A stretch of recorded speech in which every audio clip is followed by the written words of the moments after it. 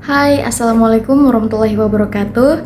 My name is Siti Alifa Nurhaliza, and today I'm going to present my individual paper about the essence of philosophy and its development. This presentation will explain the meaning of philosophy, its scope, characteristic, function, objectives, historical development, and also the relationship between the essence of philosophy and its development. And I hope these presentations can give us a deeper understanding about the importance of philosophy in human life. And without any further ado, let's get started. Baiklah, kita ke slide pertama. Apa itu filsafat? Filsafat merupakan salah satu bentuk pemikiran tertua dalam sejarah peradaban manusia. Kata filsafat itu sendiri berasal dari bahasa Yunani, philosophia, yang berarti cinta kebijaksanaan. Dari pengertian ini dapat dipahami bahwa filsafat merupakan usaha manusia untuk mencari kebenaran, pengetahuan, dan kebijaksanaan melalui pemikiran yang kritis, rasional, dan mendalam. Jadi, filsafat hadir bukan sekadar untuk menjawab persoalan-persoalan praktis, tetapi juga untuk menggali dasar hakiki dari realitas, pengetahuan, serta nilai-nilai yang mengatur kehidupan manusia. Dan dari slide tersebut, artinya seorang filsuf adalah orang yang mencintai kebijaksanaan dan terus berusaha mencari kebenaran sejati. Filsafat juga bisa dipahami sebagai usaha manusia untuk berpikir secara rasional, kritis, dan mendalam dalam memahami realitas. Kalau ilmu pengetahuan sering fokus pada hal-hal yang bisa dibuktikan, maka filsafat lebih luas karena ia juga membahas hal-hal mendasar yang kadang tidak bisa dijawab dengan metode ilmiah saja. Jadi, filsafat membantu kita melihat gambaran besar dari kehidupan ini. Setelah kita tahu mengapa filsafat lahir, sekarang mari kita bahas apa yang sebenarnya pengertian filsafat itu sendiri. Baiklah, slide selanjutnya, pengertian filsafat. Filsafat merupakan induk dari segala ilmu, sebab pada mulanya semua cabang pengetahuan lahir dari filsafat sebelum berkembang menjadi disiplin ilmu khusus. Dengan kata lain, filsafat adalah usaha manusia untuk memahami realitas secara rasional, sistematis, dan menyeluruh, demi mencapai kebijaksanaan. Dengan demikian, dapat disimpulkan bahwa filsafat adalah proses berpikir yang rasional, kritis, dan mendalam untuk memahami hakikat realistis, pengetahuan, dan nilai. Nah, kita semua pasti pernah bertanya hal-hal mendasar. Misalnya, mengapa manusia hidup? Apa tujuan hidup ini? Atau bagaimana kita bisa mengetahui sesuatu itu benar atau salah? Jadi, pertanyaan-pertanyaan mendasar seperti inilah yang menjadi awal lahirnya filsafat. Filsafat lahir dari rasa ingin tahu manusia yang sangat dalam. Sejak manusia pertama kali berpikir tentang dunia, mereka mencoba menjawab pertanyaan tentang hakikat kebenaran, pengetahuan, dan nilai-nilai kehidupan. Seiring berjalannya waktu, pertanyaan-pertanyaan ini berkembang dan filsafat pun berkembang sesuai dengan perubahan zaman. Jadi, filsafat bukan sesuatu yang statis, tapi sesuatu yang hidup bersama dengan perkembangan peradaban manusia. Dan kalau begitu, apa saja ruang lingkup pembahasan filsafat?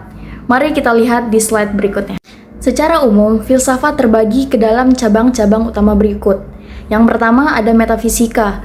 Metafisika berasal dari kata meta atau sesudah atau dibalik, dan fisika atau alam. Artinya, metafisika membahas tentang hakikat realitas, keberadaan Tuhan, jiwa, dan alam semesta. Contoh permasalahan metafisika. Apakah dunia ini tercipta atau kekal? Apakah manusia punya kebebasan mutlak atau ditentukan oleh takdir? Dan yang kedua ada epistemologi. Epistemologi adalah cabang filsafat yang mempelajari hakikat, asal-usul, batas, dan validitas pengetahuan. Pertanyaan mendasar dalam epistemologi antara lain ada apa itu pengetahuan, dan juga bagaimana manusia memperoleh pengetahuan. Dan menurut Pojawijatna, epistemologi menyelidiki asal, syarat, serta batas pengetahuan manusia. Dengan kata lain, epistemologi menolong kita memahami dasar-dasar cara memperoleh kebenaran. Yang ketiga ada aksiologi. Aksiologi bisa disebut sebagai ilmu yang mempelajari nilai. Dan di sini, nilai yang dimaksud bukan hanya nilai soal harga benda, tetapi lebih luas, yaitu mencangkup etika atau moral, estetika atau keindahan, logika atau kebenaran berpikir. Dan aksiologi berfungsi membantu manusia menentukan arah hidupnya berdasarkan nilai-nilai yang diyakini benar, baik, dan indah. Yang keempat ada filsafat khusus. Filsafat khusus adalah penerapan filsafat umum pada bidang tertentu. Jika filsafat umum membahas persoalan besar, seperti contoh ada tidaknya Tuhan, maka filsafat khusus membahas bidang lebih spesifik.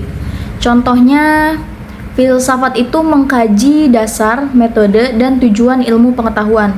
Misalnya, apa bedanya ilmu dengan opini? Dan jika filsafat pendidikan itu membahas hakikat pendidikan, tujuan belajar, dan peran guru.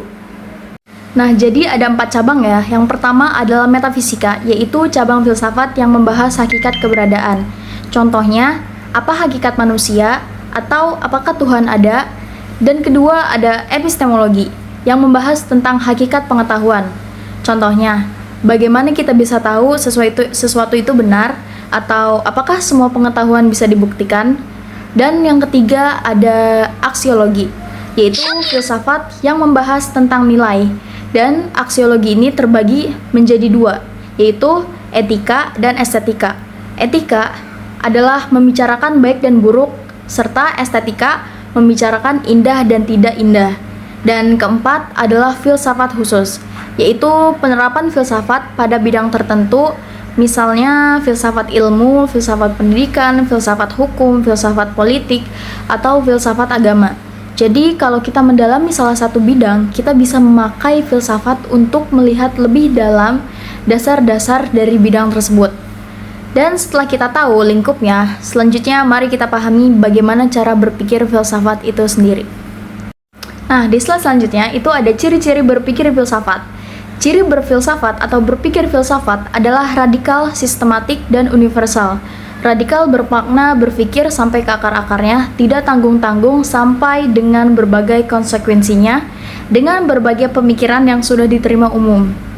Menurut Sudarto, 1996, menyatakan bahwa ciri-ciri berpikir filsafat adalah metodis, sistematis, koheren, rasional, komprehensif, radikal, dan juga universal.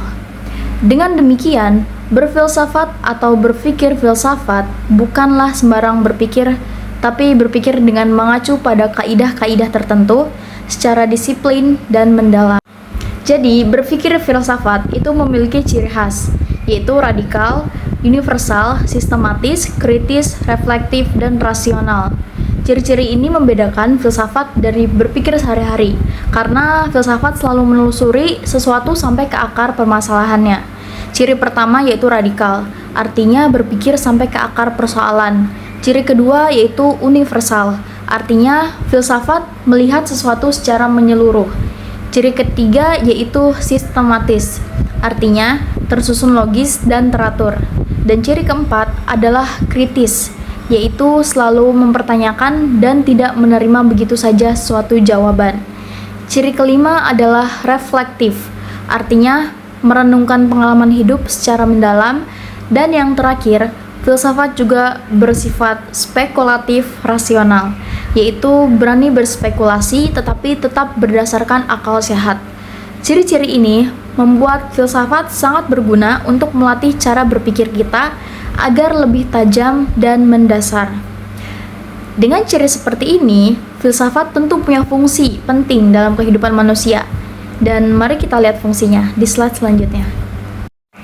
Selanjutnya ada fungsi dan tujuan filsafat. Filsafat berfungsi untuk membebaskan manusia dari sikap dogmatis dan menuntunnya menuju pemahaman yang lebih rasional dan mendalam. Yang pertama ada fungsi filsafat. Di sini ada kritis analitis, yaitu menelaah asumsi dan keyakinan.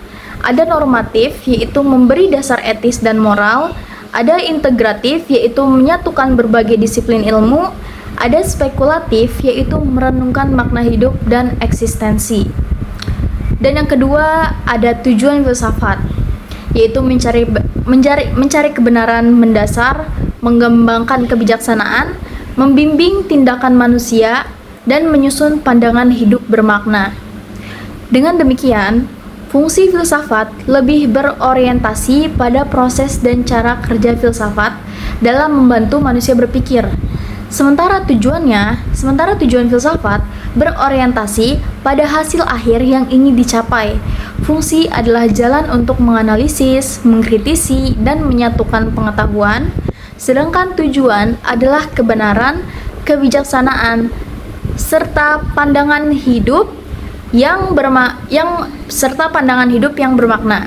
Dan keduanya antara fungsi dan tujuan tidak dapat dipisahkan, sebab fungsi filsafat menjadi sarana untuk mewujudkan tujuan filsafat itu sendiri. Kalau kita bicara tujuan filsafat, setidaknya ada 4 poin utama. Yang pertama itu untuk mencari kebenaran sejati, bukan sekedar kebenaran sementara. Yang kedua, untuk melatih manusia berpikir kritis dan logis, sehingga tidak mudah terjebak pada pemikiran-pemikiran yang salah. Dan yang ketiga, untuk memberi arah dan makna hidup, sehingga manusia tidak kehilangan tujuan. Dan yang keempat, untuk membimbing manusia pada kebijaksanaan, agar pengetahuan bisa digunakan secara tepat demi kebaikan bersama. Jadi, tujuan filsafat bukan hanya untuk tahu, tapi juga untuk bijak. Setelah itu, mari kita bahas bagaimana filsafat berkembang sepanjang sejarah. Dan selanjutnya ada perkembangan filsafat. Yang pertama ada filsafat Yunani kuno, ini berfokus pada kosmos dan hakikat realitas. Tokohnya ada Thales yang membahas air atau asal segala sesuatu. Yang kedua ada Socrates yang membahas etika dan dialektika. Dan juga ada Plato yang membahas teori dan ide, dan Aristoteles yang membahas logika dan metafisika. Dan selanjutnya filsafat Islam klasik. Ini berfokus hubungan akal dan wahyu, ilmu dan agama. Tokohnya ada Al-Farabi yang membahas negara utama, dan Ibnu Sina yang membahas filsafat kedokteran dan metafisika. Ada Al-Ghazali yang membahas kritik filsafat. Ada Ibnu Rushd yang membahas nasionalisme Islam. Selanjutnya filsafat abad pertengahan Eropa. Ini berfokus pada filsafat dan teologi Kristen, dan tokohnya ada St. Augustine yang berfokus iman di atas akal, dan Thomas Aquinas, harmoni iman dan akal, Maimonides, filsafat Yahudi, dan selanjutnya ada filsafat modern, Renaissance sampai abad 17 sampai 18, berfokus pada epistemologi, metode ilmiah, individualisme, rasionalisme. Dan di rasionalisme, tokohnya ada Descartes dengan judul Cogito ergo sum, Spinoza, dan Leibniz. Dan di empirisme ada John Locke, George Berkeley, David Hume. Dan di kritisisme ada Immanuel Kant dengan judul Sintesis Rasionalisme dan Empirisme.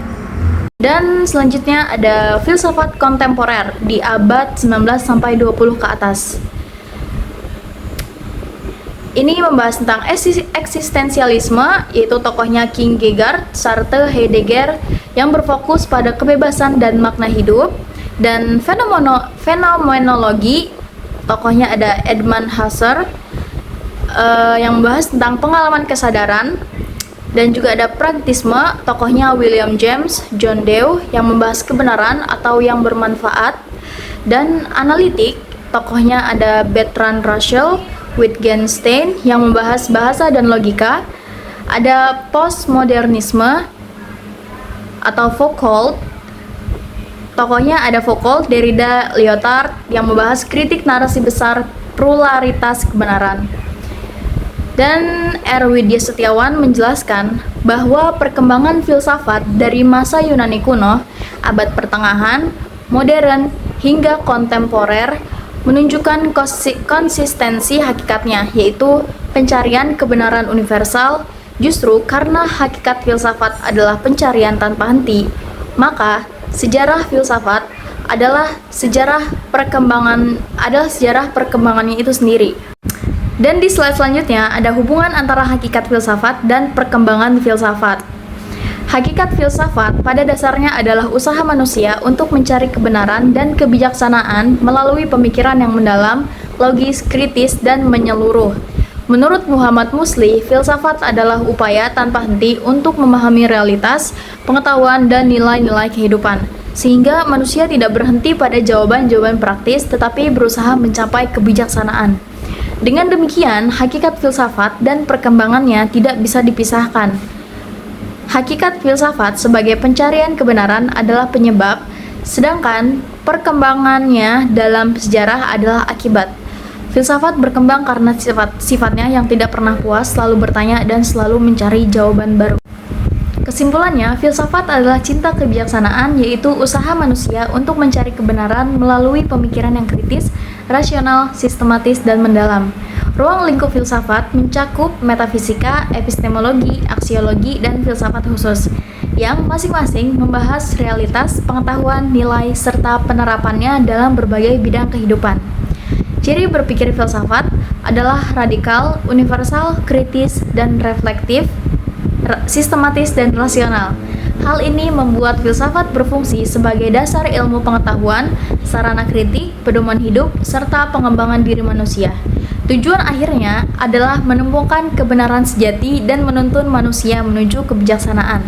Perkembangan filsafat dari Yunani kuno, Islam, abad pertengahan, modern, hingga kontemporer menunjukkan bahwa filsafat selalu hidup dan menyesuaikan diri dengan zaman.